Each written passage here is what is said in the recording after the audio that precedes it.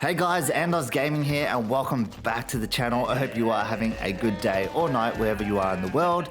In today's episode, we are going to break down specific scenarios that happen quite often in Warzone. As usual, I slow everything down. I will explain my thought process and provide some tips to help you get better at Warzone and take over the competition. There's a bit to cover in today's episode. We'll cover situations like how to fight multiple enemies, when is it a good time to back out, how to use audio cues to your advantage. We'll cover the importance again of the pick and push play, how to break people's ankles using movement. This one's one of my favorites. And near the end, I'll explain a certain tactic a lot of pros use when fighting in buildings. I think this demonstration will be super beneficial as a lot of times we are fighting and cramped up in buildings in Verdansk. And just as a bonus, I will be sharing some aiming tips. As you may be aware, I'm an aiming enthusiast. I'll play a lot of aim trainers and I shoot a lot of AI bots, constantly trying to find ways to improve and master my aim. So I'll be sharing some tips in regards to improving your aim. And last but not least, I will be sharing my current go-to loadout in Warzone, what I think are the best weapons at the moment and my personal preference. So make sure to watch until the very end. Anyways, with the intro out of the way, let's begin with the video. In the first breakdown of the video, I'm just going to talk about my thought process when fighting multiple enemies. I'm going to highlight some mistakes I make throughout the fight so you don't make the same ones. I make mistakes all the time, but the important thing is making the effort to learn from them. So at this point, I get some comms from my teammates that there are enemies ahead, so I start to push.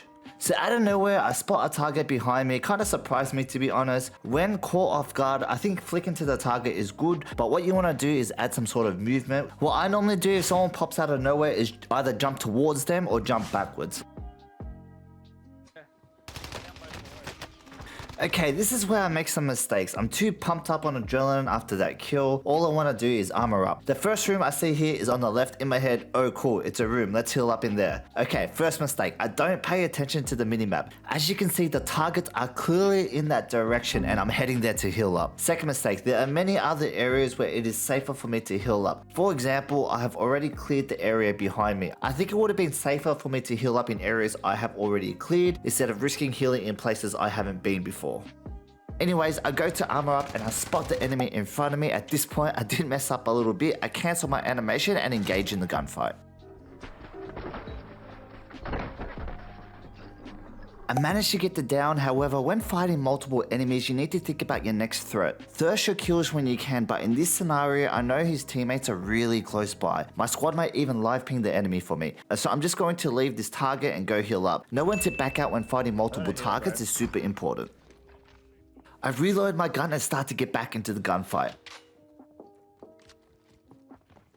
At this point, it's hard to hear in the video, but I remember hearing the revive sound effect go off. And I remember the enemy that are down is in this corner. This is a good thing about leaving down targets as bait. It causes the enemy more distractions. So I full send at this point and try to catch them in the revive animation. As you can see, by using audio cues, I was able to catch the enemy off guard. You shouldn't be healing your teammates mid-fight unless it's really safe. Also, it seems like leaving the down enemy worked out pretty well. I was able to re-engage in the gunfight in a better position. Now I have to deal with this target on the right. I do a quick snap, add some movement into a drop shot, stand back up and manage to get myself out of trouble.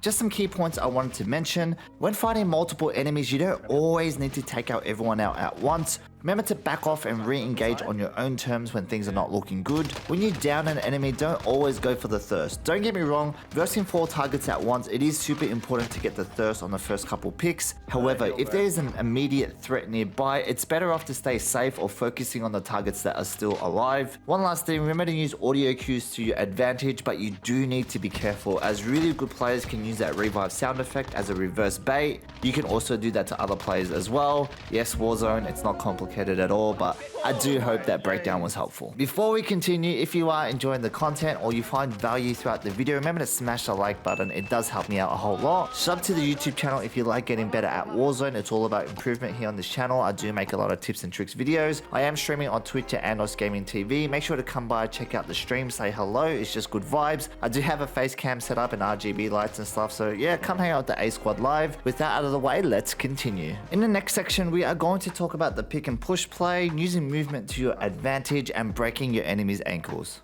As you can see right now, I have a bounty up ahead. Notice how I'm not running in straight away though. I'm also being hunted. So as per usual, I'll wait for a pick before I start pushing the building.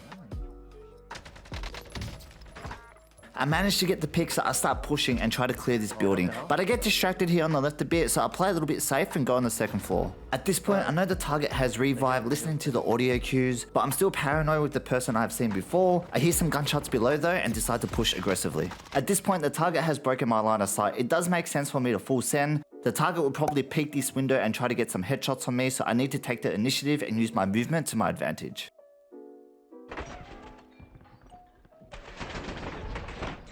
Okay, I managed to take out the first guy. I hear some footsteps coming from this direction. I make a mental image that this target is going to push me up these stairs, so I make sure I slide cancel, break the ankles, and pre-fire at the same time to get the kill.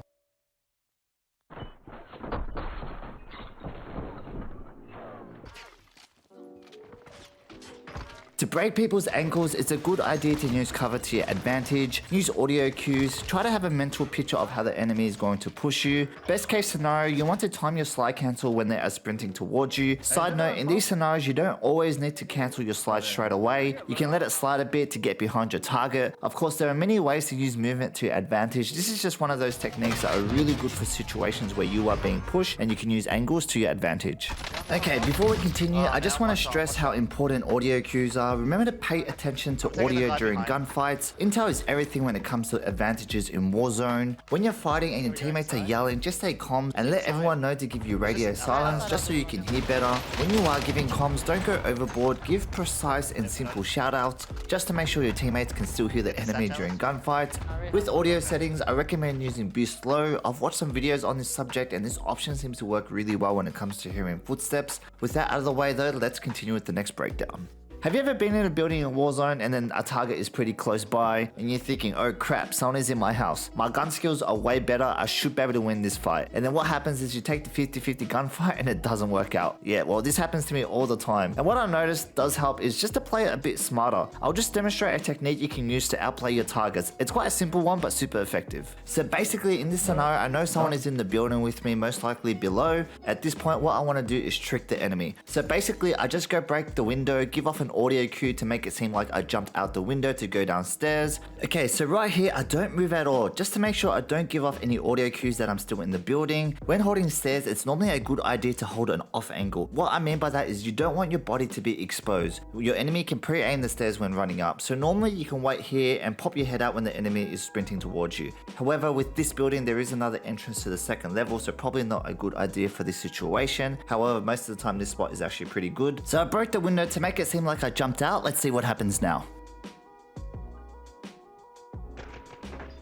Perfect. As you can see, the target is tack sprinting up the stairs and didn't really pre-aim. A lot of pros are always thinking on different ways to catch people off guard, and breaking windows as bait to catch enemies during transitions works really well, especially when fighting in buildings. Alright, that is it for today's breakdowns. In regards to the aiming tips I mentioned earlier, what I noticed that has been working really well for me lately is strafing while shooting. Basically moving left or right while aiming. I noticed some guns I was using, it would always have a tiny bit of horizontal bounce no matter what. Even if I drag my mouse down, there's always that little shake. I noticed a lot of good players are always strafing when shooting, and the recoil seems to be a bit more smooth. So I've been making a conscious effort to strafe more and notice my recoil control is getting better.